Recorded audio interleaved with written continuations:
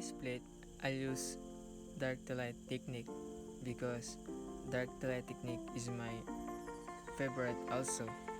Then if you use dark to light technique, you can easily control the shading of the watercolor, and you can put little amount of water and the watercolor make it light.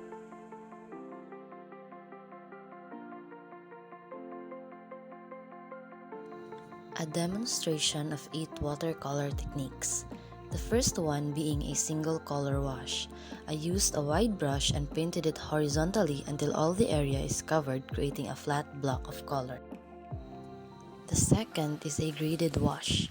I began by using the wide brush to paint the top horizontally, then dipping the brush in water and painted again to achieve a more diluted color. The third is the pigment plus water technique. This is done by dropping water onto the semi-wet painted surface and letting it disperse.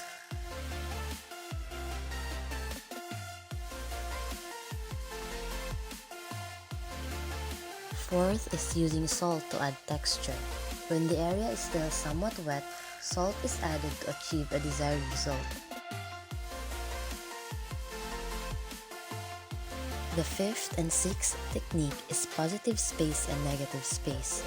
In positive space, simply paint the object onto the paper, while negative space is done by painting the space surrounding the object.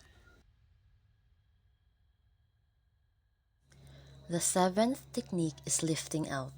The area is painted and while still wet, a balled up tissue is pressed on the paper to fade out the paint. Last is the spattering technique. It is done by simply saturating a brush with paint and then tapping it so it is scattered in dots. The paper is left to dry and finally it is finished.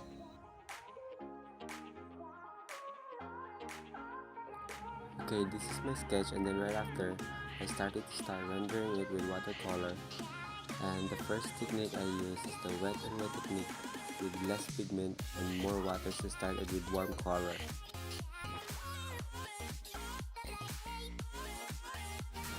At this point, I added more layers repeatedly to add a little bit of character on it.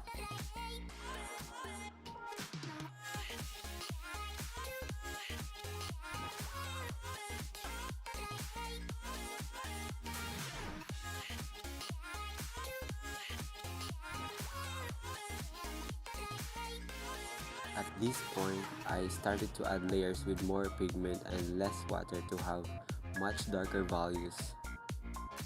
I did it repeatedly until I get the texture that I wanted.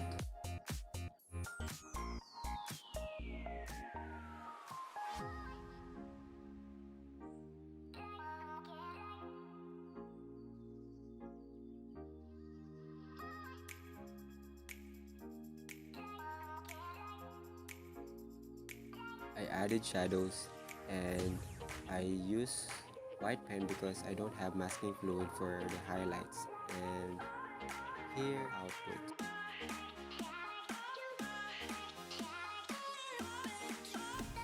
First and foremost, I make a sketch or an outline for my guidelines.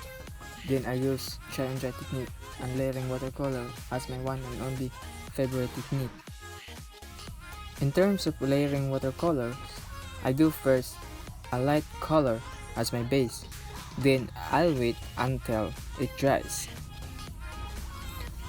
Then the next layer, I applied mid-tone colors to make the drawing more elegant and visual interest.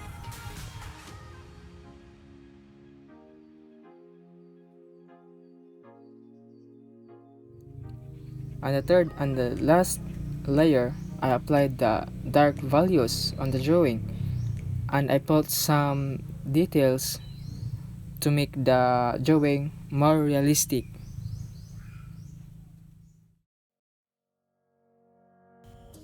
Here is the finished product. First, I sketched the landscape, then I added the base color for the trees, skies, and the water. Then I added the shadows and added ink and the reflection before adding the final details for the final look.